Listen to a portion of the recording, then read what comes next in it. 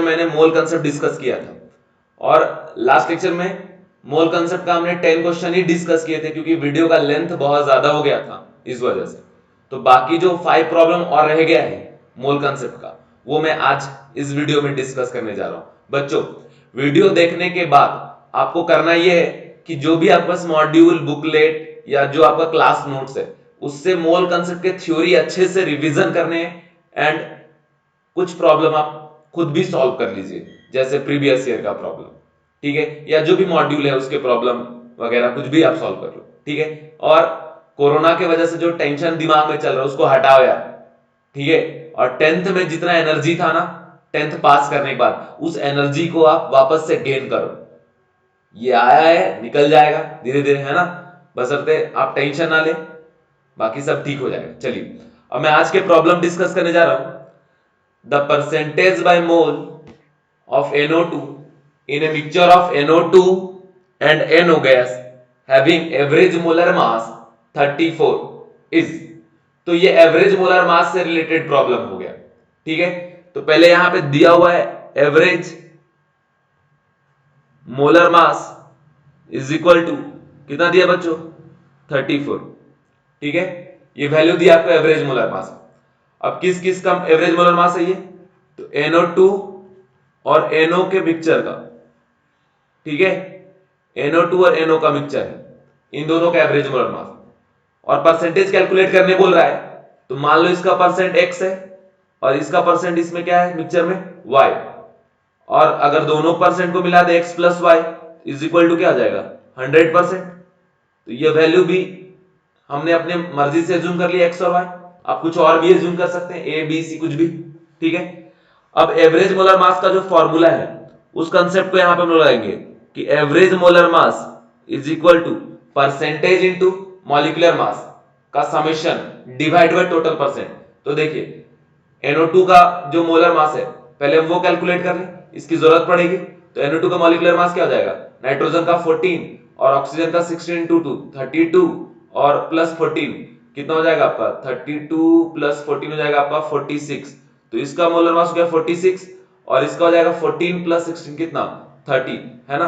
अब लिख देते हैं, देखिए NO2 का परसेंट हमने कितना जूम कर लिया बच्चों x, तो यहाँ पे कर देंगे x इंटू व्हाट 46 और प्लस आपने यहाँ पे NO का परसेंट कितना जूम किया है y, तो यहाँ पे आप क्या कर देंगे y इंटू 30, है ना, और divide by total percent x plus what y, ठीक है। तो यहाँ पे हमने कर दिया x प्लस y।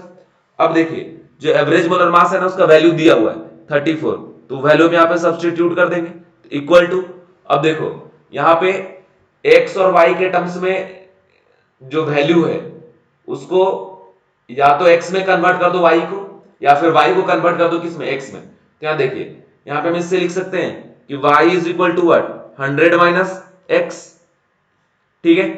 अब यहाँ पे हम पुट कर देते लाके इस इक्वेशन में कि x इंटू 46 और प्लस 30 इंटू 100 माइनस x, ठीक है।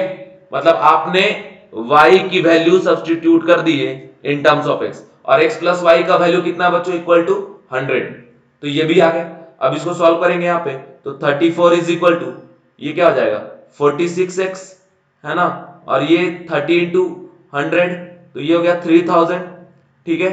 और ये x 13 जब मल्टीप्लाई होगा माइनस क्या आ गया 30x और डिवाइड बाय अभी ये जो वैल्यू है इक्वल टू क्या है 100, तो डिवाइड कर दिया 100, तो 100 क्रॉस मल्टीप्लाई हुआ इधर से तो 34 इंटू 100 क्या आ जाएगा 3400, ठीक है बच्चों। तो इस कंडीशन को आप ध्यान रखें, इस तरीके से अभी इसको हम सॉल्व करेंगे तो यहां से x का वैल्यू आ जाएगा और जो x का वैल्यू आएगा वही उसका परसेंट होगा, है ना। अब देखिए इस 100 को हम इधर 34 से मल्टीप्लाई जब कर दें तो कितना आ जाएगा 3400, ठीक है। 3400 इज इक्वल टू 46 में 30 अगर माइनस कर देंगे तो आ जाएगा 16x, है ना, और प्लस क्या आपका 3000। अब ये 3000 को इधर लेके जाके माइनस कर देंगे तो आ जाएगा 16x is equal to what 3400 minus 3000 हो जाएगा ये 400। तो यहां से वैल्यू हो जाएगा x equal to 400 divide by 16। तो यहां से जब आप इसको कैंसिल आउट करेंगे तो 4 4 जा 16, 100 4 जा 400 और 4 25 जा ये कैंसिल आउट हो गया। तो यहां से बाबू वैल्यू आ गया आपका कि x इज इक्वल टू आ गया व्हाट 25%। तो यहां से अगर आप y की वैल्यू कैलकुलेट करेंगे तो आ जाएगा 100 माइनस व्हाट x मतलब 25, तो कितना आ गया 75%। तो यहां से कैलकुलेट हो गया कि जो मिक्सचर है NO2 और NO का उसमें एवरेज मोलर मास जो 34 आ रहा है, से ये प्रूफ हो रहा है कि x का वैल्यू क्या आया 25 और y का वैल्यू कितना आया 75। अब x किसका परसेंटेज था NO2 का और y किसका परसेंट है NO का। ठीक है, तो अगर मैं बात करूं कि कौन सा इसका ऑप्शन करेक्ट ऑप्शन है, तो देखिए A में ऑप्शन क्या है 25, B में 20, C में 40, D में 75। तो हमको यहाँ पूछा परसेंटेज ऑफ किसका NO2 का, और Na2 के परसेंट को हमने क्या अज्यूम किया था x, तो इसीलिए इसका करेक्ट जो आंसर है बच्चों वो करेक्ट आंसर हो जाएगा क्या इसका A। ठीक है, तो ये हो गया एवरेज मोलर मास का कंसेप्ट। सेम ऐसे ही एवरेज एटॉमिक मास भी होता है। ठीक है, सेम इसी तरीके से उसको भी डील करेंगे, बस यहां पे मिक्सचर ऑफ टू गैसेस है, वहां पे आइसोटोप का मिक्सचर रहता है और उसका हम लोग क्या निकालते हैं एवरेज एटॉमिक मास। जैसे क्वेश्चन होता है calculate average atomic mass of boron 10 and boron 11, है ना, तो दोनों परसेंट दिया रहता है, तो करते हैं percentage into atomic mass plus percentage two atomic mass divide by 100, solve करेंगे एवरेज एटॉमिक मास आ जाएगा। मतलब सेम ऐसे ही इसी प्रॉब्लम को आप चाहे तो एक शॉर्टकट तरीका है आर्किटेक्टिंग मेथड, उस आर्किटेक्टिंग मेथड से भी सॉल्व कर सकते हैं। अब ये आर्किटेक्टिंग मेथड क्या है ये मैं जरा आपको बताता हूं। देखिए कि जब भी एवरेज एटॉमिक मास या एवरेज मॉलिक्यूलर मास का प्रॉब्लम हो तब आप आर्किटेक्टिक कंसेप्ट का यूज कर सकते हैं और बहुत इजीली प्रॉब्लम को आप सॉल्व भी कर सकते हैं बच्चों। ठीक है, अब इसी प्रॉब्लम को देखिए हम कैसे सॉल्व करेंगे बाय यूजिंग आर्किटेक्टिक मेथड। आर्किटेक्टिंग मेथड ये कहता है कि जैसे यहां पे कौन कौन प्रेजेंट है NO2 है और साथ में NO। ठीक है, तो आर्किटेक्टिंग बोलता है कि जिसका परसेंटेज निकालना है लिख दो, तो हमें परसेंटेज किसका निकालना है NO2 का, तो लिख दीजिए percentage of NO2 is equal to mod of average molecular mass minus, अगर दो गैस का मिक्सचर है NO2 और NO का, ठीक है, और अगर आपने परसेंटेज कैलकुलेट करना है NO2 का, तो आप एवरेज एटॉमिक मास में atomic mass molecular mass of NO minus कर दीजिए, मॉड लगा दीजिए और डिवाइड बाय, यहां करना है आपको molecular mass of NO2 minus molecular mass of NO, ऐसे कर देना है और इनटू साथ में यहां कर देंगे आप 100, तो जो वैल्यू आएगा वो आ जाएगा परसेंटेज ऑफ क्या आपका NO2। फिर से रिपीट कर रहा हूं, अगर परसेंटेज NO2 का निकालना है, दो गैस का मिक्सचर है, तो mod of average atomic mass minus molar mass of gas 2, अगर गैस 1 का परसेंट निकाल रहे तो मोलर मास माइनस करेंगे कौन सा गैस 2 का, और डिवाइड बाय जो गैस का मिक्सचर उन दोनों के मास का डिफरेंस। मॉड इसलिए लगाए हैं कि हो सकता है डिफरेंस निगेटिव हो, बट परसेंटेज तो कभी निगेटिव नहीं हो सकता ना, तो मॉड अगर हमने यहाँ पे यूज कर लिया, इससे ये क्लियर हो गया कि अगर निगेटिव भी आएगा तो वो क्या आ जाएगा आपका पॉजिटिव में कन्वर्ट हो जाएगा। ठीक है, इसलिए हमने बच्चों यहाँ पे मॉड का यूज कर लिया है। ठीक है, अब देखिए इस मेथड से प्रॉब्लम को अगर आप सॉल्व करेंगे तो इजीली सॉल्व हो जाएगा, कुछ करने की जरूरत नहीं है इसमें। करना क्या है, सीधा यहां लिख देंगे कि percentage of NO2 is equal to mod of average atomic mass का वैल्यू कितना बच्चों 34। ठीक है, अब minus molecular mass of NO किसके बराबर है 30, है ना, और divide by molecular mass of NO2 कितना आया था 46 माइनस मॉलिक्यूलर मास ऑफ जो NO है वो किसके बराबर है, वो है आपका 30 के बराबर, इसका ही मॉड है ना, मॉड लगाना है और इनटू कर दीजिए 100। एक स्टेप में प्रॉब्लम सॉल्व हो जाएगा, ये फॉर्मूला भी लिखने की जरूरत नहीं, आपको याद हो जाएगा ऑटोमेटिक। इज इक्वल टू 34 में अगर आप 30 माइनस कर देंगे तो ये वैल्यू किसके बराबर आ जाएगा 4, है ना, तो ये 4 के बराबर आ गया, डिवाइड बाय 46 माइनस 30, अगर 46 में आप 30 माइनस करते हैं तो ये वैल्यू आएगा किसके बराबर 16 इंटू 100। मॉड यहां पे लगाए हैं क्योंकि हो सकता है ये डिफरेंस कभी कभी निगेटिव आ जाए, जैसे अभी आप NO2 माइनस NO कर रहे तो पॉजिटिव आ रहा है, सपोज NO माइनस NO2 कर देंगे तो क्या आएगा निगेटिव, तो निगेटिव को पॉजिटिव बनाने के लिए हम यहां पे मॉड लेके चल रहे हैं। ठीक है। अब देखो ये 4 4 जा क्या हो गया 16 और 4 25 जा क्या हो गया 100, तो यहां से डायरेक्ट परसेंटेज आ गया क्या आपका 25%। उतना कैलकुलेशन करने का जरूरत नहीं है। और इस कंसेप्ट के लिए मैं फिर से रिपीट कर दूं कि अगर आपको दो गैस के मिक्सचर में परसेंटेज किसी एक गैस का निकालना है तो जिसका परसेंटेज निकालना है उसको यहां लिख दीजिए equal to mod of average molecular mass minus molecular mass of gas 2। जैसे ये गैस 1 है तो ये गैस 2 हो गया, ठीक है, divide by molecular difference of molecular mass of gas 1 and gas 2। तो डिफरेंस लिए उसमें मॉड लगा दिए इन 200 कर दिया, आ जाएगा डायरेक्ट आंसर, है ना। इसी तरीके से सेम एवरेज एटॉमिक मास में भी कंसेप्ट लगता है क्योंकि दोनों के कंसेप्ट में कोई डिफरेंस नहीं है। बच्चों अब मैं नेक्स्ट प्रॉब्लम में मूव करता हूं, है ना। नेक्स्ट प्रॉब्लम है आपका कि the mass of Mg3N2 produced if 48 gram of metal is reacted with 34 gram of NH3 gas is, ठीक है। तो यहां पे इस प्रॉब्लम को अभी हम सॉल्व करते हैं। ये प्रॉब्लम जो है स्टोइकियोमेट्री रिलेटेड है। सबसे पहले अगर इस प्रॉब्लम को आप सॉल्व करना चाहते हैं तो इसको बैलेंस करना पड़ेगा एंड मोल मोल एनालिसिस का यूज करना पड़ेगा, है ना। तो अब देखिए हम पहले रिएक्शन यहां लिख देते हैं Mg और प्लस NH3 गिव्स Mg3N2 और साथ में आपको दे रखा है H2। बैलेंस करना पड़ेगा आपको देख देख के। इधर नाइट्रोजन कितना देखिए 2, तो यहां पे इसका कोफिशिएंट क्या लगा देंगे आप 2 लगा देंगे, तो 2 नाइट्रोजन बैलेंस हो गया। इधर मैग्नीशियम कितना है आप 3, इसलिए यहां पे आप 3 मल्टीप्लाई कर दीजिए तो ये बैलेंस हो गया। सब छोटे छोटे बैलेंसिंग का कोई कंसेप्ट नहीं लगाना था, देख देख के ही बैलेंस हो जाता है। बाकी method for balancing of redox reaction तो आपको पता ही है ना। तो अब कंडीशन ये बैलेंस, अब सिर्फ हाइड्रोजन को बैलेंस करना है। 3 2 6, यहाँ पे कितना हाइड्रोजन है 3 है, सॉरी 2 हाइड्रोजन है, यहाँ कोफिशिएंट में क्या लगा देंगे 3, तो ये पूरा रिएक्शन बैलेंस हो गया, है ना। तो बैलेंस में अब यहां पे क्या कंसेप्ट बोल रहा है कि 3 magnesium combined with 2 NH3 gives 1 Mg3N2 and 3 hydrogen, ठीक है। इसमें सिंपल सा कंसेप्ट है बच्चों कि नॉर्मली यहां पे मोल मोल एनालिसिस अप्लाई करते हैं, ठीक है। मोल मोल एनालिसिस ये होता है कि आप एक जनरल इक्वेशन लिखे कि कौन रिएक्टेंट कितना मोल किससे रिएक्ट कर रहा है और प्रोडक्ट बनेगा तो क्या बनेगा, ठीक है। तो यहां पे सीधा बात याद रखें कि इन सभी में एक कॉमन फैक्टर होता है, ठीक है, n मान लो।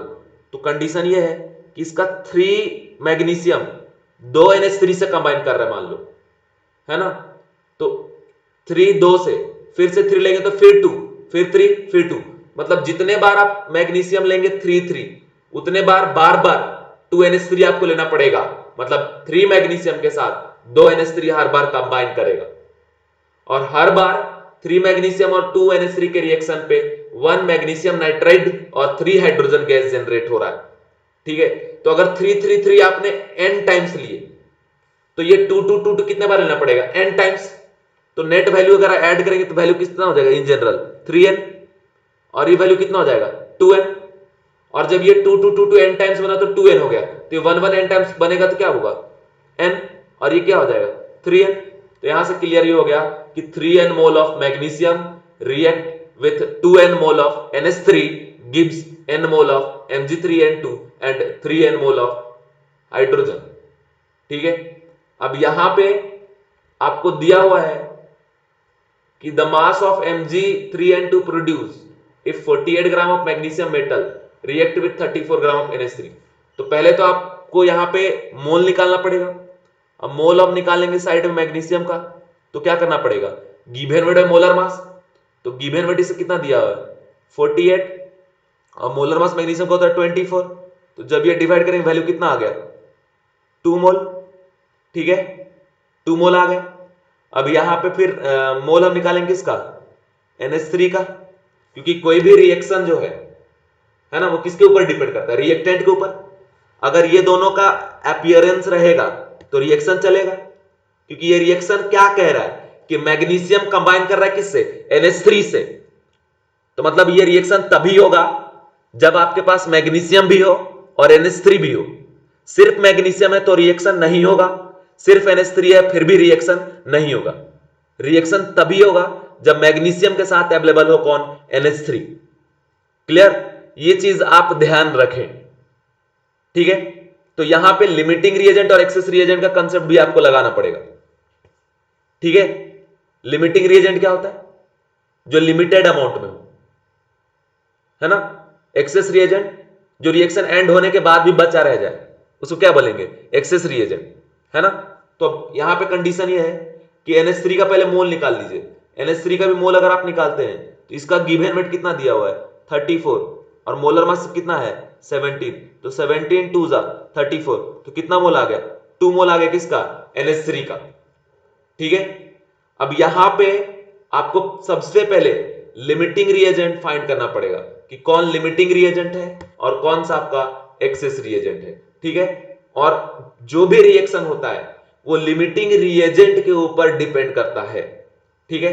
अभी जैसे नॉर्मली देखें, इस रिएक्शन को हमने लिखा है तो यहां पे रिएक्टेड मोल क्या आ रहा है कि 3n mole of magnesium react with 2n mole of what, NH3, which gives n mole of Mg3n2 and 3n mole of what, hydrogen, जिसमें सभी में कॉमन है क्या आपका n, जिसको हम लोग क्या बोल रहे हैं, कॉमन फैक्टर, ठीक है। मतलब कुल मिला के मैग्नीशियम के मोल को रिएक्शन जो हो रहा है उसको हम फैक्टराइज कर रहे हैं in terms of what, 3n, और यहां पे 2n, और यहां पे बन रहा है उसको n बोल रहे और इसको 3n, ठीक है। n सभी में कॉमन है, बाकी इसके साथ क्या मल्टीप्लाई होगा, ये डिपेंड कर रहा है इसके स्टोइकियोमेट्रिक कोएफिशिएंट से। इसका स्टोइकियोमेट्रिक कोएफिशिएंट 3 है इसलिए 3n, इसका 2 है इसके 2n, इसका 1 है इसलिए इसका n, इसका 3 है इसलिए इसका 3n, ठीक है। अब देखो रूल ये होता है कि जब भी किसी प्रॉब्लम में, ठीक है, more than one reactant system हो और दोनों का गिवन मोल हो, तो पहले आप लिमिटिंग रिएजेंट और एक्सेस रिएजेंट फाइंड करिए। लिमिटिंग रिएजेंट और एक्सेस रिएजेंट निकालने के डिफरेंट मेथड आप पढ़े होंगे बुक में, है ना। बट मेरा ऐसा है कि जो ये मोल रिएक्टेड इन जनरल फॉर्म आया है उसको गिवन मोल से इक्वेट करो, तो यहां से आएगा 3n is equal to, magnesium का मोल किसके बराबर आया है, 2 मोल, तो 3n इक्वल टू आप क्या कर देंगे 2, तो यहां से n का वैल्यू क्या आ जाएगा 2/3, और यहां से देखो 2n इक्वल टू इसका गिवन मोल कितना आ रहा है 2, तो इक्वल टू क्या हो गया 2, n इक्वल टू क्या आ गया 1, ठीक है। तो एक n का वैल्यू आ रहा है 2/3 और एक n का वैल्यू आ रहा है क्या 1, ठीक है। एक n का वैल्यू आया 2/3 from magnesium and from NH3 कितना आया 1।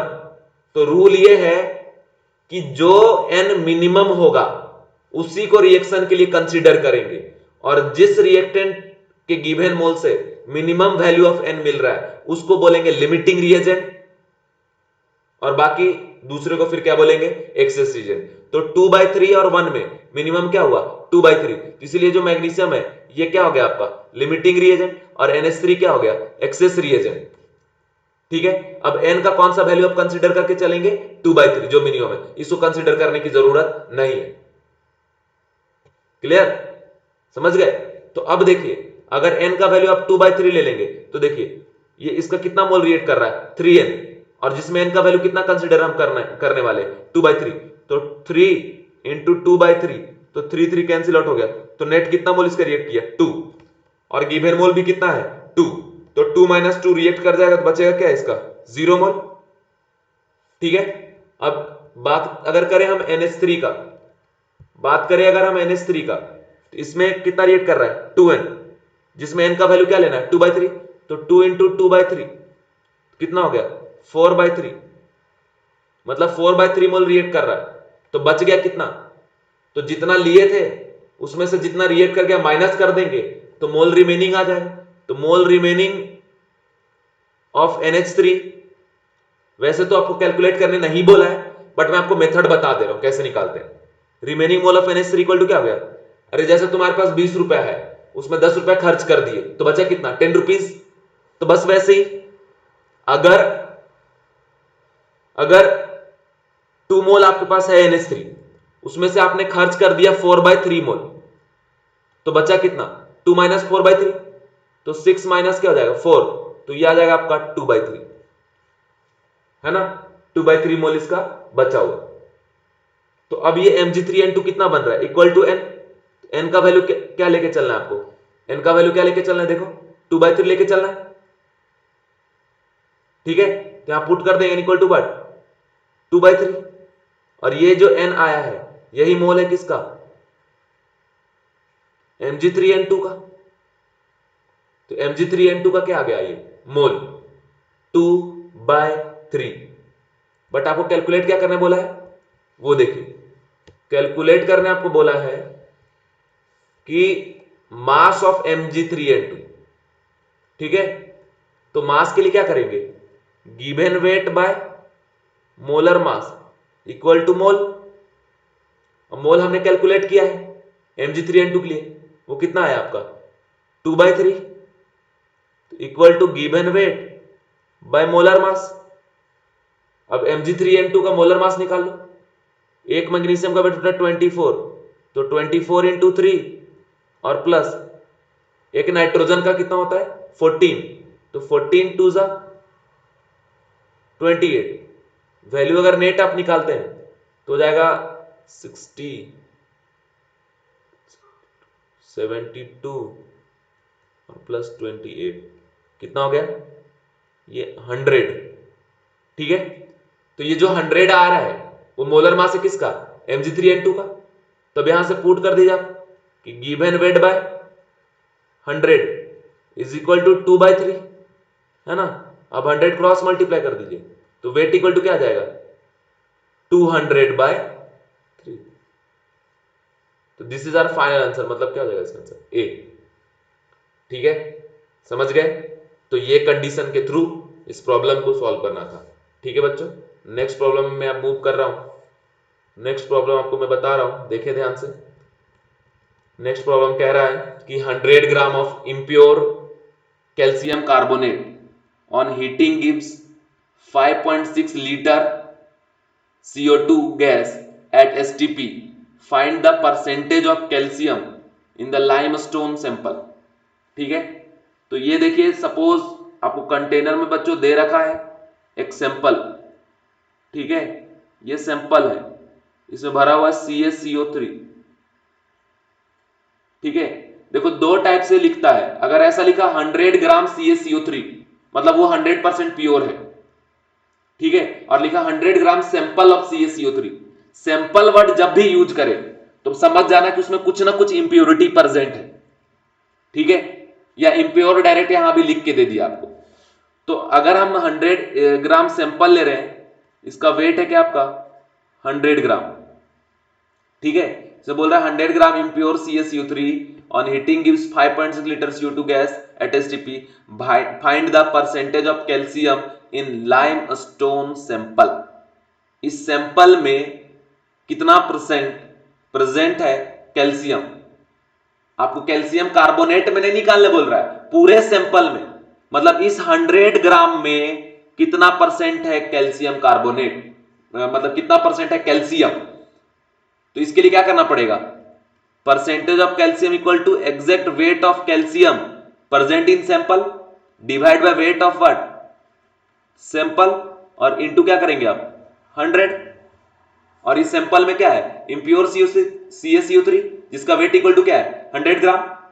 तो अब हम पहले यहां रूल के हिसाब से जाते हैं, और रूल क्या है कि पहले एक रिएक्शन लिख दीजिए कि CaCO3 को जब हम हीट करते हैं तो ये ब्रेक होता है किसमें CaO और प्लस CO2 गैस, है ना। कैल्शियम कार्बोनेट को जब भी आप हीट करेंगे तो calcium oxide plus carbon dioxide बनेगा। अब देखिए यहां पे क्या कंडीशन है कि 1 मॉलिक्यूल ऑफ CaCO3 को अगर आप हीट करेंगे तो 1 कैल्शियम ऑक्साइड और 1 CO2 बनेगा, ठीक है। तो 2 को हीट करेंगे तो ये भी 2 2, 3 को हीट करेंगे तो ये भी 3 3। तो अगर n लेंगे तो ये कितना बनेगा n, और ये भी n, मतलब इन जनरल, है ना, कि यहां पे n तो ये भी n है। अगर n का वैल्यू 1 तो यहां भी 1 1, यहां 2, यहां भी 2 2, ठीक है। अब देखिए कुछ गिवन है कंडीशन, उसके यूज से प्रॉब्लम को सॉल्व करेंगे। और हमेशा याद रखिए कि फिजिकल केमिस्ट्री का प्रॉब्लम का सॉल्यूशन उसके क्वेश्चन में छुपा होता है, ठीक है। अब बोल रहा है कि जब इस सैंपल को हम हीट कर रहे हैं ना तो 5.6 लीटर गैस मिल रहा है किसका CO2 का एट STP। अब अगर वॉल्यूम ऑफ CO2 जो हमको मिल रहा है वो है 5.6 लीटर, वो भी STP पे, तो मोल ऑफ CO2 कैसे निकलेगा, V by 22.4, तो 5.6 और डिवाइड बाय व्हाट 22.4, ये रूल है ना STP पे फॉर गैस के लिए, तो इसको जब डिवाइड करने वैल्यू कितना आ जाएगा 1/4, मतलब मोल ऑफ CO2 जो बन रहा है वो किसके बराबर है 1/4 के बराबर। ठीक है, तो अब यहां देखिए कंडीशन, जितना मोल CaCO3 हीट करेंगे उतना ही मोल कैल्शियम ऑक्साइड और उतना ही मोल क्या बनेगा कार्बन डाइऑक्साइड, तो मतलब कुल मिला के कार्बन डाइऑक्साइड का वैल्यू हमारे पास तो आ गया, कितना मोल बन रहा है, कितना बन रहा है 1/4, तो n का वैल्यू क्या हो गया यहां पे इनडायरेक्टली n/4, तो ये भी कितना बन रहा है 1/4, तो ये कितना रिएक्ट किया होगा इक्वल टू व्हाट 1/4 मोल। ठीक है, तो इसका मतलब जब हम हीट कर रहे तो जितना कैल्शियम कार्बोनेट होगा वहां पे वो पूरा का पूरा ब्रेक हो गया, और किसमें कैल्शियम ऑक्साइड और कार्बन डाइऑक्साइड में, तो इसका मतलब 1/4 मोल ही वहां सिर्फ प्रेजेंट होगा। ठीक है, तो अब यहां से लिखेंगे कि mole of CaCO3 is equal to weight by molar mass, और कैल्शियम कार्बोनेट का मोलर मास होता है 100, कैसे 40 और प्लस 12 52 और 48 100 है ना। अब इसका मोल कितना आया 1/4 equal to weight by what 100। ठीक है, समझ गए।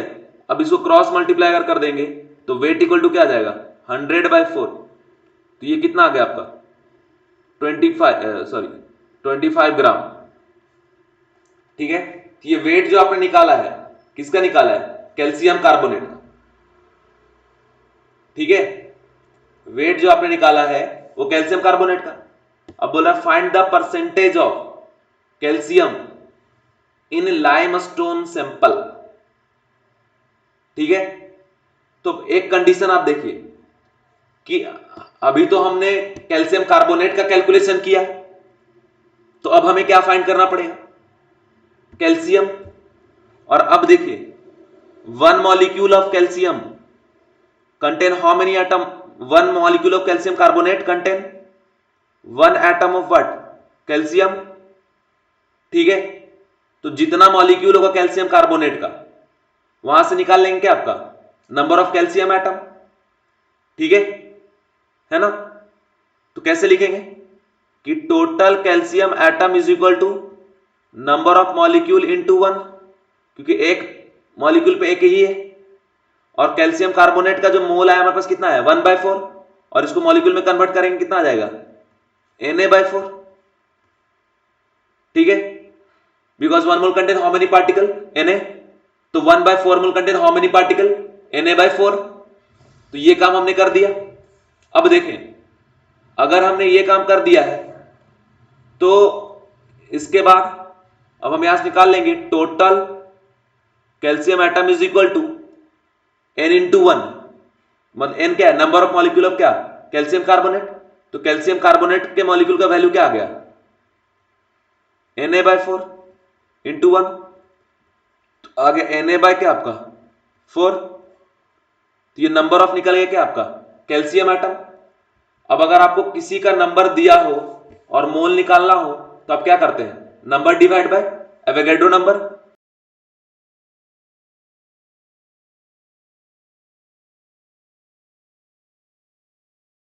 Number divide by Avogadro number, तो Na/4 और डिवाइड बाय Na क्या हो गया कैंसिल आउट, यहां से मोल ऑफ कैल्शियम भी क्या आ गया 1/4 मोल। तो अब अगर वेट निकालेंगे wait by molar mass, calcium क्या होता है 40 इज इक्वल टू 1/4 है ना, तो जब क्रॉस मल्टीप्लाई करेंगे तो weight of calcium equal to क्या आ जाएगा 10 ग्राम।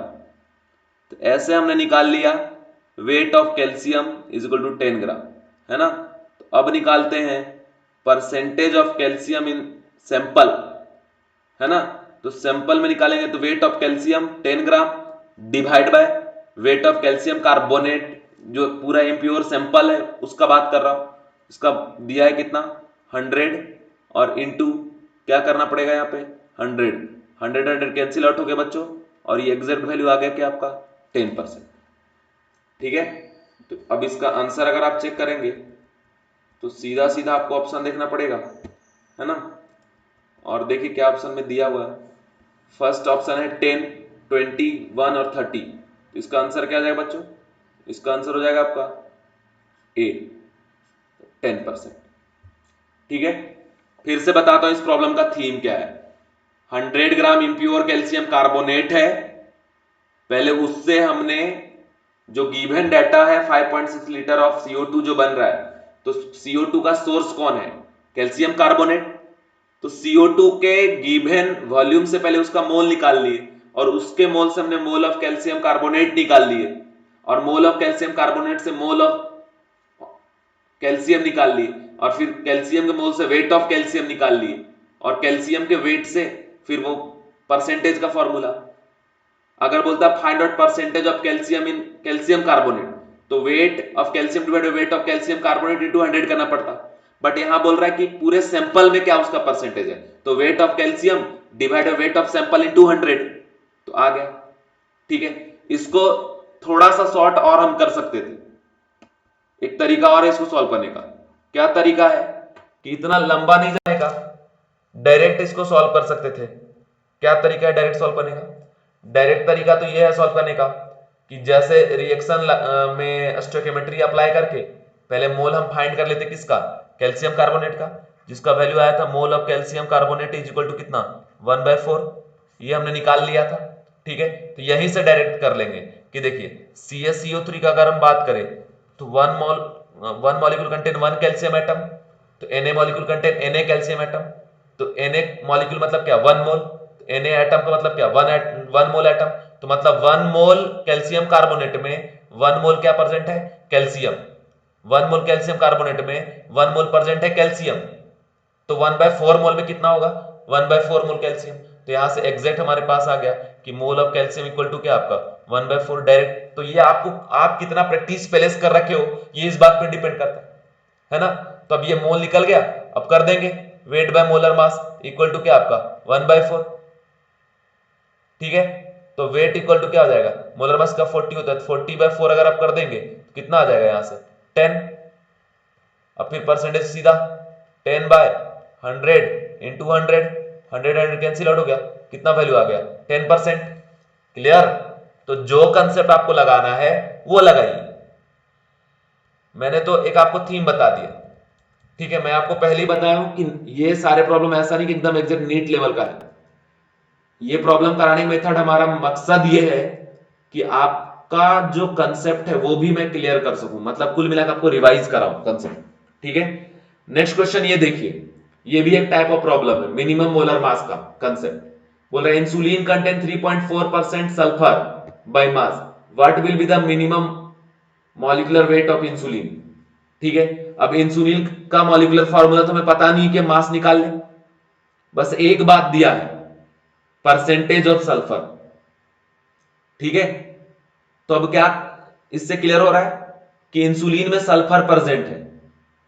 ठीक है, और किसी भी एटम का अगर आपको परसेंटेज निकालना हो तो क्या करते हैं? Wait of sulphur divide by molar mass of compound into 100। ये फॉर्मूला आपको पता होगा, है ना। किसी कंपाउंड में किसी एटम का अगर आपको परसेंटेज एलिमेंट का निकालना है तो इसी फॉर्मूले को लगाते हैं कि percentage of element equal to weight of element divided molar mass into क्या? 100। बट यहां पे आपको परसेंटेज तो दिया है, ठीक है, सल्फर का, तो परसेंटेज ऑफ सल्फर तो आप यहां पुट कर देंगे। उसके बाद यहां वेट किसका पुट करना पड़ेगा? सल्फर का।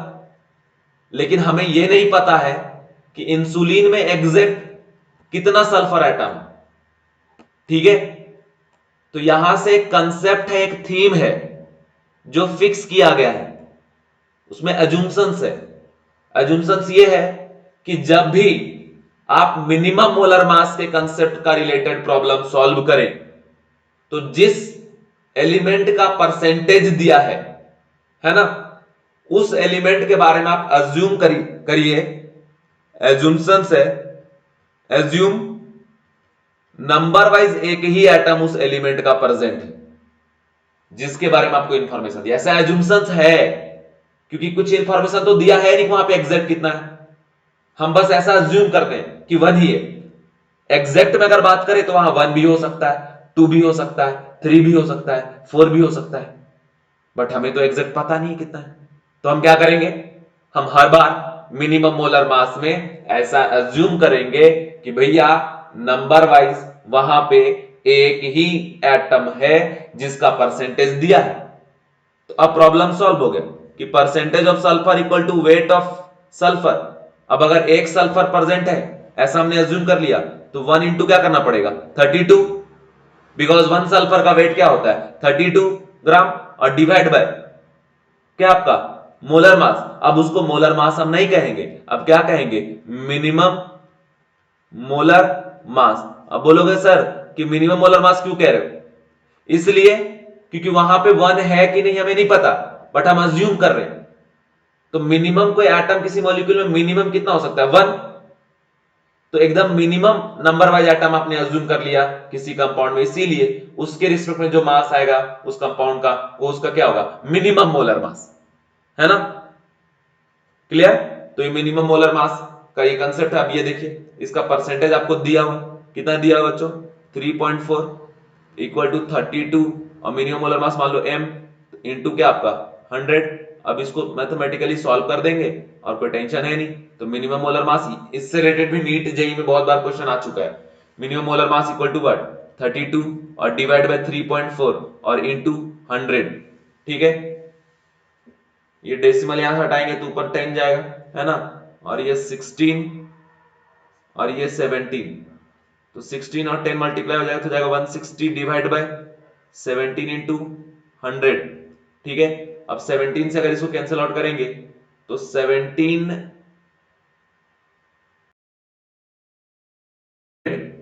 अब 17 को 160 में डिवाइड करेंगे तो 17 9 जा हो जाएगा आपका 153, है ना। तो 153 तो हो गया, वहां पर कितना बच गया आपका 7, है ना। तो 70 तो 4, ठीक है। उसके बाद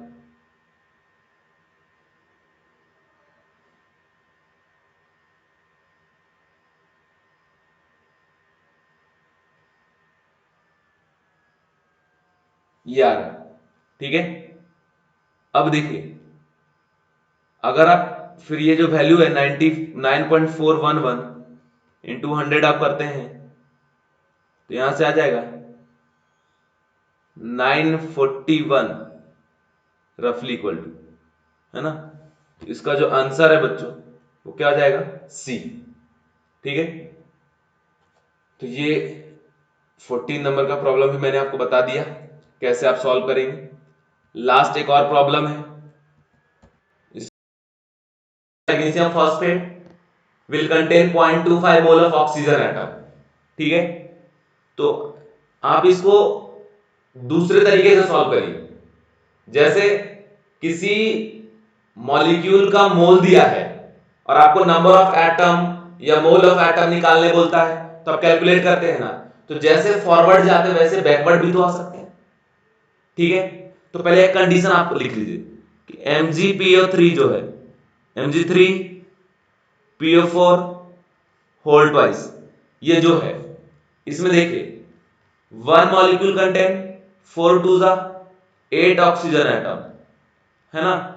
1 molecule of magnesium phosphate contain 8 oxygen atom.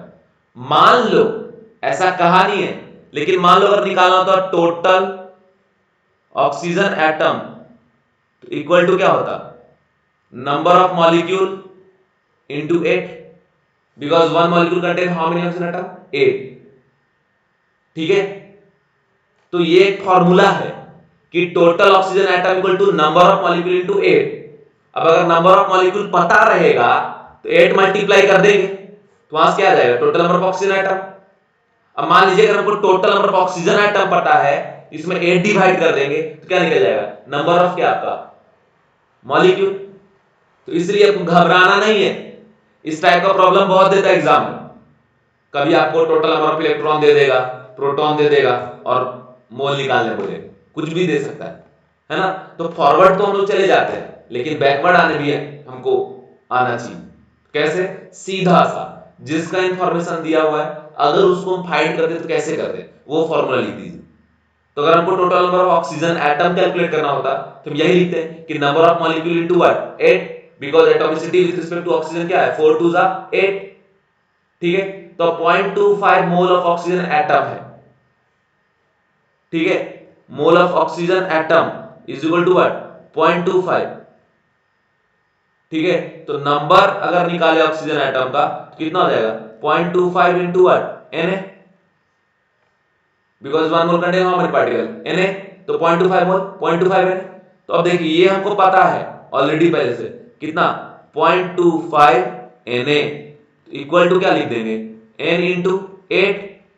अब ये 8 से हम इधर जाकर क्या कर देंगे डिवाइड, तो यहां से n इक्वल टू क्या आ गया 0.25 Na और डिवाइड बाय क्या आपका 8। तो ये जो वैल्यू आया ये क्या है नंबर ऑफ मॉलिक्यूल किसका मैग्नीशियम फॉस्फेट का।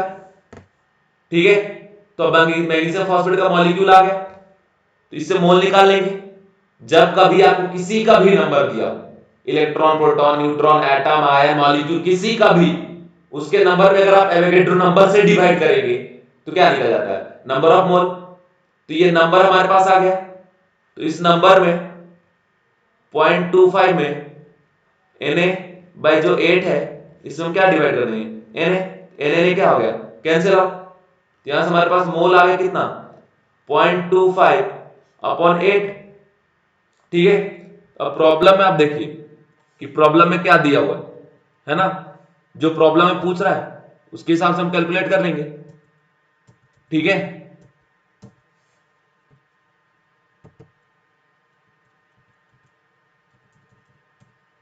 प्रॉब्लम बोल रहा है how many moles of magnesium phosphate, सिर्फ मोल ही आपसे पूछा है, तो मोल तो हम निकाल लिया कितना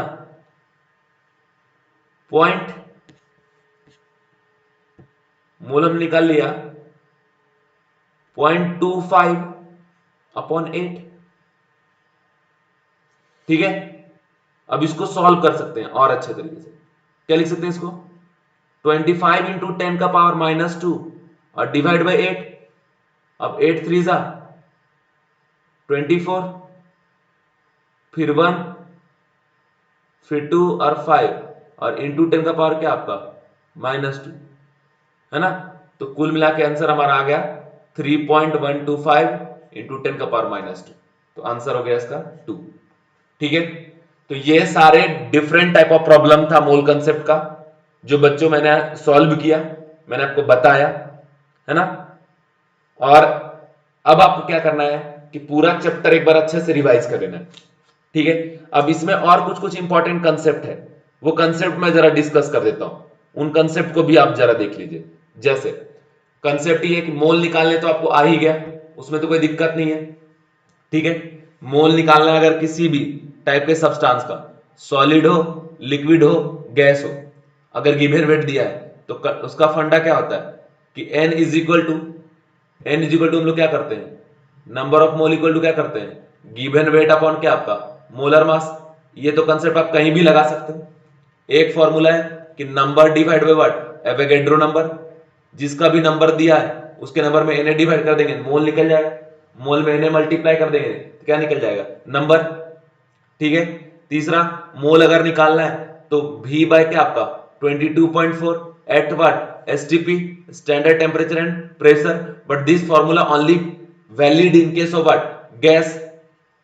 ठीक है, यहां पे एक कंडीशन आप याद रखें, ठीक है, कि मोल कंसेप्ट कंसेप्चुअल चैप्टर है, ध्यान से आपको थ्योरी आना चाहिए तभी जाके प्रॉब्लम आप सॉल्व कर सकते। ठीक है, जैसे आपको कभी क्वेश्चन दे दिया कि calculate charge on 23 gram of sodium ion. ठीक है, तो मान लीजिए ये सोडियम आयन का बात कर रहा है Na प्लस का, और इसका वेट क्या दिया हुआ 23 ग्राम। ठीक है, और आपको निकालने बोल रहा है चार्ज कि कितना चार्ज है। ठीक है, चार्ज निकालने बोल रहा है, तो कैसे निकालेंगे, सबसे पहले आप मोल निकालिए, कुछ भी निकालने बोले कुछ भी, है ना। सीधा पहले मोल निकालिए, गिवन वेट मोलर मास, तो गिवन वेट से कितना दिया है 23 और मोलर मास भी क्या होता है 23, कितना मोल आ गया 1 मोल। तो मोल के बाद आप नंबर निकाल लीजिए, नंबर कैसे निकलता है मोल में जब आप Na मल्टीप्लाई कर दीजिएगा तो 1 इंटू Na करके कितना आ जाएगा Na, ठीक है। तो नंबर निकल गया कितना आपका Na। अब अगर चार्ज निकालना है तो 1 सोडियम पे कितना चार्ज है 1 पॉजिटिव चार्ज, 1 पॉजिटिव मतलब एक प्रोटॉन का चार्ज, है ना। तो एक पे 1 पॉजिटिव, तो Na पे कितना Na पॉजिटिव, तो लिखना पड़ेगा कि total charge is equal to number into charge percent on 1 Na plus, है ना।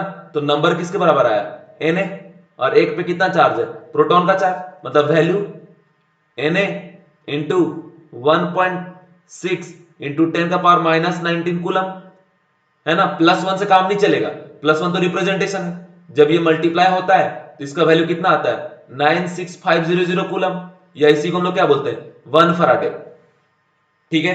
तो ये कंसेप्ट हो गया। कभी अगर आपको चार्ज दिया है और कह रहा नहीं चार्ज के हेल्प से आप नंबर ऑफ एटम कैलकुलेट करो या नंबर ऑफ आयन कैलकुलेट करो, तो कैसे निकालेंगे, तो सीधा सा आप फंडा आपको लगाना है कि चार्ज का फॉर्मूला क्या आ गया कि total charge is equal to number into charge percent on 1 ion. तो ये तो डायरेक्ट आपको दिख रहा है, अगर आपको नंबर पता है तो टोटल चार्ज निकल जाएगा, अगर टोटल चार्ज पता है उसमें एक पे कितना चार्ज उससे डिवाइड कर दो तो क्या निकल जाएगा नंबर। तो इसी तरीके से पूरे कंसेप्ट आपको अप्लाई करने हैं, एक एक चीज एक एक बार आपको अप्लाई करना, ठीक है। जैसे एक क्वेश्चन दिया है, what weight of CH4 should be taken which contain 10 Na electron, है ना। What weight of CH4 should be taken, तो मतलब ये बोल रहा है कि बताओ वेट ऑफ व्हाट CH4 कितना ले जिसमें 10 Na इलेक्ट्रॉन प्रेजेंट, ठीक है। तो कुछ मत करिए, टोटल इलेक्ट्रॉन निकालने का फॉर्मूला क्या है, टोटल इलेक्ट्रॉन इक्वल टू क्या करते हैं अगर मॉलिक्यूल हो और टोटल इलेक्ट्रॉन निकालना हो तो number of molecule into electron present in what 1 molecule, ठीक है। ये करते हैं, अगर नंबर प्रेजेंट पता है तो ये मल्टीप्लाई कर देंगे टोटल इलेक्ट्रॉन आ जाएगा, अगर टोटल इलेक्ट्रॉन पता है तो ये इलेक्ट्रॉन प्रेजेंट 1 मॉलिक्यूल से इसको डिवाइड कर देंगे, क्या निकल जाएगा नंबर। तो अब देखिए अगर हम बात करें CH4 का, इसमें एक मॉलिक्यूल में कितने इलेक्ट्रॉन पहले वो निकाल लो। अब CH4 के एक मॉलिक्यूल में 1 कार्बन, और कार्बन में कितना इलेक्ट्रॉन होता है 6, और हाइड्रोजन पे 1 इंटू व्हाट 4, तो कितना हो गया 6 और 4 10, ठीक है। मतलब एक मॉलिक्यूल में 10 इलेक्ट्रॉन प्रेजेंट है, ठीक है। तो यहां पे क्या हो गया electron present in 1 molecule equal to what 10, और इंटू यहां पे क्या हो गया नंबर, और टोटल इलेक्ट्रॉन का वैल्यू किसके बराबर 10 Na। ये जो 10 और 10 है वो क्या हो गया कैंसिल आउट, तो यहां से क्या निकल गया नंबर, नंबर का वैल्यू किसके बराबर आ गया बच्चों Na के बराबर, ठीक है। तो यहां से नंबर निकल गया अगर Na, तो मोल भी तो निकल जाएगा, number divide by what Avogadro number, Na cancel तो कितना मोल आ गया 1 मोल, ठीक है। अब अगर आपको मोल पता चल जाए तो आप ये फॉर्मूला लगा दो ना, फिर given weight molar mass equal to क्या मोल। अब given weight by molar mass, तो CH4 का मोलर मास कितना होगा 12 और 4 16 इक्वल टू 1, तो W इक्वल टू कितना आ गया 16 ग्राम। इस तरीके से कैलकुलेट करेंगे। तो सारा कंसेप्ट पूरा आप रिवाइज करो, किसी भी टॉपिक में पूरे मोल कंसेप्ट में अगर आपको कोई दिक्कत ज्यादा है तो कमेंट सेक्शन में कमेंट करिए, उस टॉपिक पे स्पेसिफिक नंबर ऑफ प्रॉब्लम में वापस से डिस्कस कर दूंगा, वो टॉपिक एग्जैक्ट आपको डिस्कस कर दूंगा, ठीक है। मोल कंसेप्ट में मेनली आपको ध्यान रखना है इलेक्ट्रॉन प्रोटॉन न्यूट्रॉन कैसे कैलकुलेट करते हैं, इलेक्ट्रॉन प्रोटॉन न्यूट्रॉन अगर दिया है तो उसके थ्रू फिर मोल कैसे निकालेंगे वेट कैसे निकालेंगे, ये सारी बातें देख लो जरा, ठीक है। मोल्स मॉलिक्यूल एटम आयन जो है उनको अच्छे से देख लो जरा, क्योंकि इनका आगे पूरा यूज है पूरे फिजिकल केमिस्ट्री में, ठीक है। और मैं तो आपसे ये कह रहा हूं आप कुछ ना करो, कमेंट में बता दो भैया कि हमको ये टॉपिक एग्जैक्टली इसमें हमको दिक्कत है, मोल कंसेप्ट में, वो टॉपिक पे मैं डिस्कशन कर दूंगा एक लेक्चर में, ठीक है। और वीडियो को एकदम फैलाओ भाई, ताकि जिस जिस बच्चों को जरूरत है केमिस्ट्री की, उसको हमारा वीडियो एक बार मिलना चाहिए, है ना। और मैं ऐसे सारे चैप्टर डिस्कस करने वाला हूं। वीडियो को एकदम शेयर करो, एक शेयर तो पर डे आप कर ही सकते हो। वीडियो देखिए, अगर आपको कोई बेनिफिट होता है फटाक से शेयर मारिए, फ्रेंड्स को बोलिए भाई उसको सब्सक्राइब कर ले चैनल, है ना, वो भी सीखेंगे। और यहां कोई ऐसे हंसी मजाक नहीं, एकदम सीरियसली पूरी रिवीजन कायदे से कराऊंगा, ठीक है। Thank you.